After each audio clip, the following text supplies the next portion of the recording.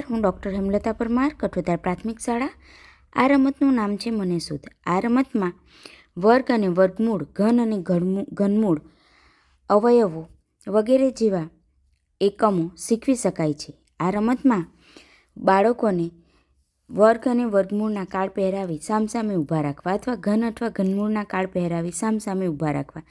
ત્યાર પછી શિક્ષક જે તે સંખ્યાનો વર્ગ કે વર્ગમૂળ, ઘન કે ઘનમૂળ બોલે તે રીતે બાળકો એકબીજાને મળે અને એકબીજા સંખ્યાના ઘન કે વર્ગ ઓળખતા થાય અથવા તો ઘનમૂળ કે વર્ગમૂળ ઓળખતા થાય. આ રમતથી બાળકોને અવયવી તથા ગુણોત્તર અને પ્રમાણ પણ શીખવી શકાય છે.